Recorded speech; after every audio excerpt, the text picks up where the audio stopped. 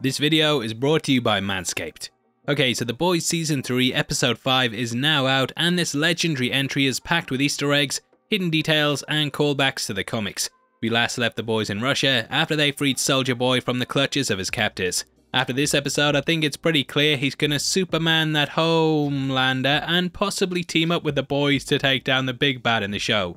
We're gonna be breaking it all down, but full spoilers ahead, so if you haven't had a chance to check it out, then I highly recommend you check out now. Yes, I'm laughing at how bad my jokes are, but we're gonna be going in deep, and if you've enjoyed the video so far, then please hit the thumbs up button. Much appreciated as always, and thank you for clicking this.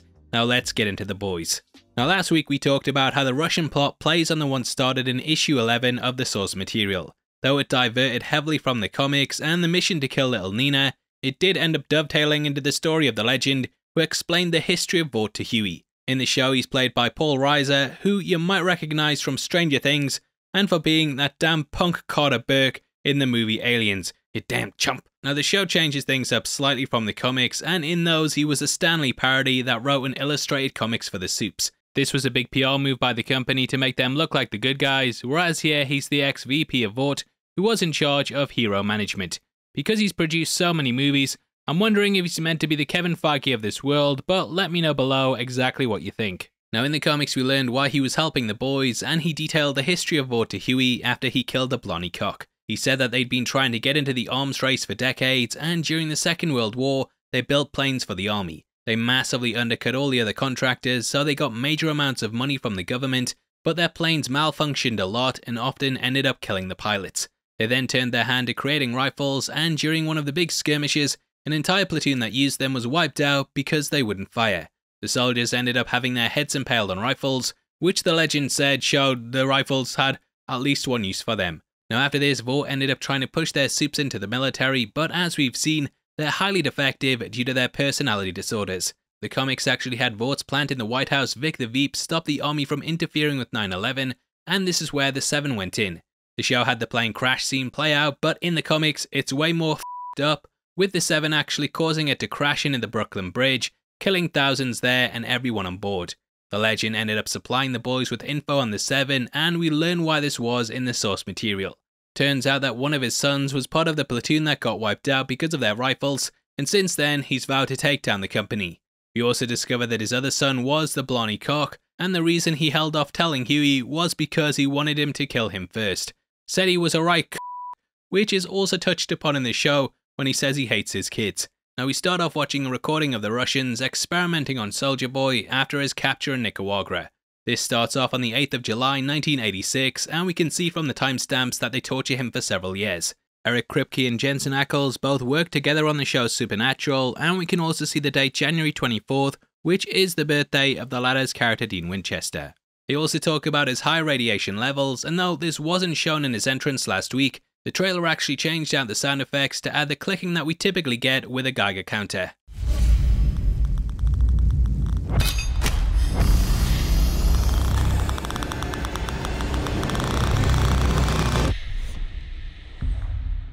Soulja Boy could well be the weapon that's used to kill Homelander, and huge shoutouts to Dr. Debunk on our last video, who theorized that Soulja Boy's new abilities can actually take away a Soup's powers, similar to Leech from X-Men.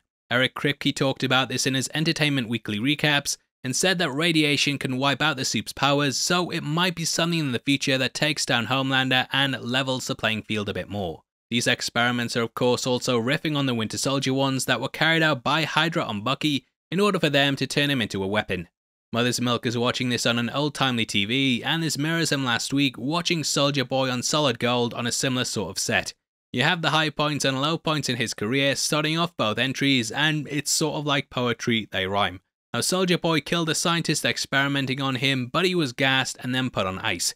I think that Vought might try and spin his return similar to Captain America's origin story, and we already know they made it look like he died sacrificing himself, so they could pick up on the other side of this and make it appear like he's been stuck in stasis for years. Mother's Milk figures out that Billy killed Gunpowder, and he says that no one should have that power, which is a sentiment Butcher later says to Maeve. B24 in the series very much makes the characters that take it into addicts, and we've seen Billy getting withdrawal symptoms, Huey looking at his arm on a high, and in this entry we join him vomiting. You also get a quick flash of a character that Billy witnessed in a vision, who's labelled in the cast simply as the teen. Originally he said, "What would Becca think of this?" And I think it might be Billy's brother Lenny. Lenny ended his own life because of the abuse they both suffered at the hands of their father, and he was very much the person that stopped Billy from going too far. Characters have also remarked that Huey is very much a fill-in for Lenny, as he's the person who holds Butcher back from becoming the monster inside of him. We'll talk about this later on in the video, as I want to go over what happens to Butcher in the comics and how this episode is teasing towards it. I'll give you a big spoiler warning before we go into it though, but it'll be at the end of the video, so stick around for that. Now The Boys is all about fatherly relationships. You've got Homelander and Ryan, Mother's Milk and Janine, Stan Edgar and Victoria Newman, and so on and so forth. That's why, yeah, bear with me, we've teamed up with Manscaped to bring you their new Performance Package 4.0 just in time for Father's Day. I've been using their stuff for over a year now, and it's made a massive difference when it comes to trimming my boys, so I'm bringing you this amazing deal. The 4th generation kit comes with the brand new Lawnmower 4.0 body trimmer that's completely waterproof, and it also has a 400K LED, so it starlights your face as you shave it. This is their sleekest electrical trimmer, and it also has advanced skin-safe technology, so you'll avoid all those nasty nicks and cuts that you normally need your healing factor for. Completely cordless, it's got a super smart charging system that will give you power for 90 minutes, so you don't have to worry about it running out of juice when you're shaving your Soulja Boy. If you're heading out somewhere to Russia, like you're on a mission for little Nina, you can also engage the travel lock feature by clicking the main button 3 times, and this will stop the razor from accidentally going off when you're on the go. On top of this, the pack also has 2 products I didn't even know I needed until now, and that is the Crop Preserver Ball Deodorant and Crop Reviver Ball Toner Spray. There's also another 2 big items in it that have been a complete lifesaver for me. I've got a bit of a big schnoz, yeah, I'll admit it. Got a spot on the front of it as well, which isn't too good at the moment, but this weed whacker that they've got in it, it massively helps me to get rid of my nose hairs very quickly. And there's also the Boxers 2.0. As you know, I've just become a father myself, so I'm starting to go on a lot of long walks with the pram, like a prampster, and the Boxers 2.0 stop my legs from chafing, so I never need to worry about that. Included in the kit as well as a travel bag, so whether you get this for your father or for yourself, you can take it wherever you want to go, whenever you need to go. Get 20% off and free shipping with the code HEAVYSpoilers at manscaped.com now. That's 20% off with free shipping at manscaped.com. Use the code HEAVYSpoilers and get this awesome gift for Father's Day at manscaped.com. Cheers! Now we cut to the Vault board and see Ashley has been appointed as the CEO. She goes to give a story about how her mother died of cancer when she was 17, but Homelander interrupts this, takes the main seat, and ends up talking down to the members after they ask him how he's going to handle their margins going down on the earnings call. Disney has lots of earnings calls every year, and they are pretty but they tease trailers at them so everyone watches them. They're basically big Zoom calls, and the last one went down about as well as tubing at the Hanford Parish Council one. Homelander clearly has no idea what they're talking about, so he just goes, "She's just kicked him out." No, she's kicked him out. Don't, she's kicked him out. Read the standing orders. Read them and understand them. Anyway, watch the Hanford Parish Council video instead of this shit. Now, Homelander is ousting all the people in professional positions and swapping them out with supes who have no idea what's going on. The major failing in 9/11 that the legend talked about was because they were all morons who had no idea how to de-escalate hostage situations or actually land planes, because they're basically just celebrities with no experience in anything outside of standing and waving at parades. The deep ends are firing most of the staff from Vault Crime Analytics, and we once more join Anika, who has appeared in every season so far. First introduced to track down Translucent, she was also put to work by Black Noir in season 2. I believe that she's drinking Turbo Rush when we first meet her, and later on she has some chocolates with nuts in them. In the second season, Black Noir ended up making her put these in the bin because, as we know, he's allergic to dem nuts. What nuts? These nuts! Now Cassandra has brought in some cupcakes with "You Had Me at Sprinkles" written in the box, and they also have Crime Analytics with anal, anal spelled out on it, good one. Now Kimiko is slowly starting to heal, and she's taken to the hospital, leaving just Billy and Huey. Supersonic's death is blamed on a drug overdose, possibly riffing on the death of Marilyn Monroe. Her death was ruled as being through an overdose of barbiturates, however many have theorized that she was actually murdered. Huey wears a Hall & Oates t-shirt, and the man-eater arrives in Starlight.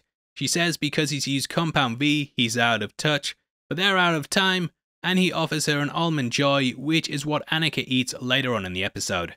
These chocolate bars actually also appeared in season 2 when Starlight and Huey got them from the vending machine, so it's a nice little romantic gesture carried out by Huey.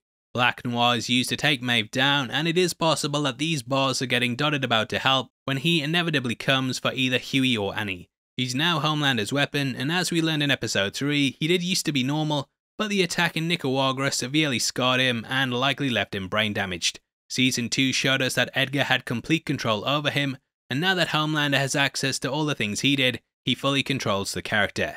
He's likely got reduced brain functionality now, and this explains why he sits about drawing cats and also can't talk. In the comics, he was way more powerful and one of the big villains, but they've clearly changed things up here. I don't feel like I'm spoiling things as the show is diverting from the comics, but if you don't want them ruined, then skip ahead about a minute in the video because we're going to be talking big Black Noir reveals. Now in the comics, Black Noir was a clone of Homelander that slowly sent him insane through dressing up as him, committing heinous acts, and then sending him photographs so that he believed he'd blacked out whilst carrying these acts out. Homelander realised that he could get away with this kind of stuff, and then just got worse and worse. Black Noir had actually been created to take Homelander down if it ever came to it, and not being able to carry out this mission sent him insane. So he slowly gaslit Homelander until he attacked the White House, and it was at this point that he was called in to destroy him. Now Black Noir in the show seems completely different, but we know from the Boys Diabolical that he still has the purpose of taking down Homelander if he goes rogue. Noir is not there to teach you. He is there to watch you, make sure you don't screw up and embarrass the company, and bring you in if you do. Huey talks about how Compound V made him feel like he was no longer weak, and he very much wants to save Starlight for once, which will likely push him into using it again. A Soulja Boy sneaks back into the US, and we catch Billy getting a visit from Maeve, who's brought Compound V24 with her at Butcher's request. He's very much addicted to it, and I think Huey being on it too has enabled him to get more. In season 2, Mother's Milk said that Huey was his canary, but after he took it, it's allowed Butcher to think it's fair game. Butcher says he hates being on V, and I think this will be something that drives him into going down the same dark road that he does in the comics. He also says that all soups have to go, and like I said, we'll talk about this more in depth towards the end of the video. We get in on to the classic saying, with great power comes great responsibility, but Billy switches it up to say that it turns you into a right c***. Maeve and Butcher get it on, and weirdly in the comics, she was hooking up with the legend quite a lot, working as his inside man. Well, woman. Now, we cut to the hospital, and we catch little Nina threatening Frenchie to work for her once more. She blows smoke in people's faces who are on oxygen, and just completely ruins everyone's lives. Now, they stop at a poster with Homelander on it that says Brave, very much showing that the soups infiltrate every aspect of people's lives, and even their deaths. Little Nina wants Frenchie to kill a kid, and this very much reflects several of the characters in the show. Nina wants to use him as a weapon, which he doesn't want to be. Butcher used Kimiko as one, and Victoria was also used by Edgar to propel Vought to whatever ends he wanted. There's also Soulja Boy at the end who Butcher makes a pact with, and it becomes very clear that he's just using him as a weapon too. Now Kimiko is actually over the moon that she can't heal, and she struggles to lift hospital equipment, meaning that she's finally out of the life. However, I think she'll get injected with V once more, and will be forced back into this once she hears Frenchie is in danger.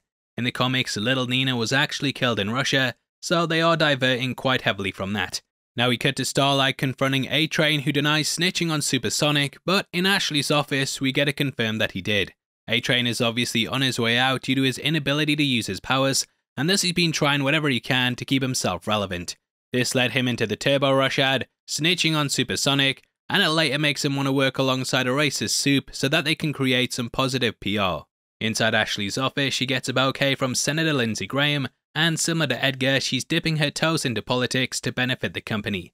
Later on, when Starlight goes to see her, her office is completely filled with flowers, showing how many have reached out to her to try and get in good favour with the company. In the comics, her character was actually set up as a patsy, and with Edgar being out the way, when everything blows up, the blame could definitely end up falling at her feet. Blue Hawk gets called in, and he's very much a metaphor for police brutality. In the press material, we see that he carries a truncheon, and he beats up A-Train's brother so badly that he'll likely never walk again. We then cut to Soulja Boy returning to New York. Like Captain America, he's a man out of time, but whereas Cap was accepting of the modern world, Soulja Boy has the same views as your granddad who you have to keep telling off at Christmas dinner. You know the guy. constantly saying bad stuff. Now, he walks past a poster of Robert Singer, and we know that he's a veteran due to his campaign video. Soulja Boy seemingly recognizes him, and it's even possible that the pair encountered each other at one point. In the comics, Singer, or rather Dakota Bob, is the president, and it's likely that his campaign trail will lead to this, with Victoria becoming his VP like her comic book counterpart. He ends up detonating in the street, and this seems like it's aping the Civil War comic run, in which a supervillain also did the same thing. In the Marvel Universe, this led to the Superhuman Registration Act, and it's going to be interesting to see if this leads into supes being restricted. Homelander is still getting a lot of praise on the Vought News network, and we cut to Janine watching a report of him. Mother's Milk arrives, and he's angered by this, likely because it reflects his own childhood. Milk remembers watching Soulja Boy with his father and grandfather, and he was completely enamored by his appearance on Solid Gold. However, as we learn, this was all an act, and Janine seems to be falling for the same thing in the same circumstances as he did. Milk is wearing a Stop the Violence t-shirt, and this is a nod to the song and movement by KRS-One. Milk is annoyed that Todd is spouting off all his Vought propaganda, and he's also a teacher, meaning that he not only has influence over Janine, but also the kids in his class. The rest of the entry kinda centers around Soulja Boy, with Huey and Butcher venturing to the attack site. Here they meet Mother's Milk, and we also see Huey is wearing a This Is It t-shirt, a nod to the Michael Jackson tour. A-Train and Blue Hawk go to the community center to try and put a spin on the latter's brutality, but this ends up escalating even further. Blue Hawk says he's not racist because he has friends like A-Train, but as we know, the pair only met for the first time in the scene before this. There's some clear social commentary here with slogans like Black Lives Matter, All Lives Matter, and Soup's Lives Matter being dropped. A-Train very much represents not only the black community, but also the Soups community too, and after his brother Nate gets badly injured, I think he's going to have to decide who he actually wants to stand with. A-Train has had a really interesting arc throughout the series, and I think he's starting to see that bad things happen when he refuses to act. He's currently trying to stay in there with the Soups, but this has led to Supersonic's death, his brother being injured, and if we're being honest, Homelander doesn't care about him at all. He's someone who's appeared in mock-up protests for his drink Turbo Rush, but I actually think he's going to have to pick a side now and stop hiding behind the image. We have seen that Vought completely disregard black people, and this was shown by the fact that they wanted Noir behind a mask. However, they clearly brought Blue Hawk in to do this as a PR stunt, but it massively backfired. Still though, the spin continues, and Blue Hawk blames it on Antifa. Across town they meet the legend, who lives in the penthouse, and his home is adorned with several famous faces. This includes Grace Jones, Burt Reynolds, Carrie Fisher, Steve McQueen, Roy Schneider, Elizabeth Taylor, and a couple I'm not sure on, so let me know below if you know who they are. He has countless Hollywood stories, namely one about Marlon Brando giving him an offer he couldn't refuse, and they also jacked the drug jug from Peep Show. No thanks, I'm full. He also has a fake leg, and this is something that he takes off, similar to a scene in the comics in which the legend does the same thing. They get on to how Soulja Boy doesn't really age, and he brings up Phoebe Cates, who you might know is starring in Gremlins, Drop Dead Fred, and that scene from Fast Times at Ridgemont High. You know the scene I'm talking about. Now he brings up how Soulja Boy was 63 and they had a massive age difference, which he compares to Sean Connery and Catherine Zeta-Jones. There's also mention of Kelly LeBrock, and it's clear that the guy has been around the Brock. Now we discover he's handed over Soulja Boy's costume to him, along with the address of Chimps Don't Cry superstar, the Crimson Countess. We see her poster hanging up in the wide shot of the room, and she does go out with a bang. Cut to the Cameron Coleman show, and I want to apologise for a mistake last week. I corrected myself for saying Rocket Romance instead of Pocket Romance. However, I said Cameron Coulson instead of Cameron Coleman. I let myself down, I let my parents down, but most importantly, I let you guys down. I see you, I feel you chump, I grow. Now he brings up Soulja Boy and also talks about Stormfront's followers, the Storm Chasers on 4chan, who we first heard about last season. Homelander is knee-deep in the conspiracy theory that this attack only happened because Edgar wants revenge. In the build-up to the show last year, there was talk about how there would be some social commentary on the pandemic, and I'm wondering if this is what they were referring to. Homelander says it's safe to go to restaurants and movie theaters, even though the threat of Soulja Boy is out there, and though this might be a reach, I'm wondering if this is the part that they were talking about. He ends up seeing Maeve in the main 7 office, and after he smells Butcher on her, he realizes that she's switched sides. She ends up telling him that when they were together that she hated him, and this is reflected later on in Crimson Countess, who says the exact same thing to Soulja Boy. From the start, I hated you. I hated you. The pair were both in relationships for the sake of PR, and they end up falling victim to the person that loved them. For Homelander, it's working with Butcher, and for Soulja Boy, it's her being part of his takedown in Nicaragua. Black Noir is unleashed on her, and it is possible that she'll be taken hostage. In the comics, this was a room that both she and Homelander fought in, and she ended up trying to use her sword on him, but it didn't work because it was just a prop. Last week we saw her training with the same weapon, and it is possible they'll do a similar scene down the line. We learn that her disappearance has been given a cover story, and that she's apparently at the Global Wellness Retreat. Ashley is terrified of Homelander and is happy to lie for him, but Starlight is finally fully standing up to him. Mother's Milk refuses to take Compound V24, whereas Huey signs up to it straight away, showing the addictive qualities of it. Milk very much represents someone who just says no, and Butcher ends up ostracizing him later on because of it. Now, it's been a bit of doom and gloom, hasn't it? However, we get a really fun and upbeat scene with Kimiko and Frenchie. Throughout the season, she's fantasized being in a musical, and after watching a clip of Judy Garland, she gets up and starts dancing around the halls with Frenchie. This is from the 1943 movie Girl Crazy, and the pair mime the song I Got Rhythm. Really fun scene, and we cut to the Crimson Countess, who lives out in Chimp Country, a retreat for monkeys. Get a lot of Carol Baskin's vibes from this, and she's currently working as a cam girl. We see Sir Comes-a-Lot 779, who's played by Seth Rogen, in his second cameo in the franchise. Rogen is a producer for The Boys, and he also showed up in Laser Baby's Day Out along with Evan Goldberg. This moment is interrupted by Butcher, and they chain Crimson Countess up, which is probably what she had in mind anyway. Now, as we touched on earlier, they handed Soulja Boy over, and though we don't find the exact reason out, it's clear he was abusive and that Vought probably wanted him taken down. We know that they've been using Victoria as a way to legally remove the soups that cause issues, and it might be a similar situation where they wanted to get rid of him but didn't know how to do it. They of course created the cover story for him, and if it was just the Russians, they would have likely out and out said it rather than doing what they did. The file that Maeve gave to Butcher actually had some hints towards it, and it said he'd been dealing narcotics with La Cosa Nostra. Though this was done with the CIA, he may have been making money on the side, and potentially this is why they took him out. Guessing we'll find out more later on, but that's the end of Eerie Time. Now Starlight drops in after being called by Mother's Milk, and Huey shows her his teleportation powers. Unlike Teddy Stillwell, he can't shift his clothes yet, but he might learn how to do this later down the line. Butcher betrays Mother's Milk, mirroring the one by Maeve and Crimson Countess, and he drugs him so that Soulja Boy can go in the ladder's home. Butcher is very much someone who views people as weapons, and he of course did this with Kimiko. He's now also doing it with Soulja Boy and appearing as an ally to him so that he can help take Homelander out. Now I kind of feel the design of Soulja Boy here is meant to mirror Captain America in Avengers Infinity War, in which he was supposed to be based on his persona the Nomad. Soulja Boy is of course heavily parodying Cap's design, and him becoming a criminal of course reflects Soulja Boy's status here.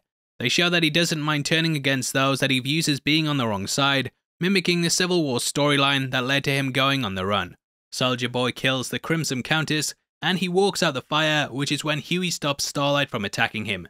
The enemy of my enemy is my friend, and they get what you call a team up. Annie is devastated, and once more it carries the idea of couples separating. Going forward, I think the three will try and attack Homelander to take him down, but he'll be too strong. I honestly don't think they'll stand a chance, as he of course has Black Noir at his disposal, and there's also the fact that Huey isn't trained. It's basically going to be Butcher and Soulja Boy versus Homelander and maybe Black Noir, which sounds like a big battle. There's no way to really predict how this will go, as it's not part of the comics, and in them there were actually 3 versions of Soulja Boy.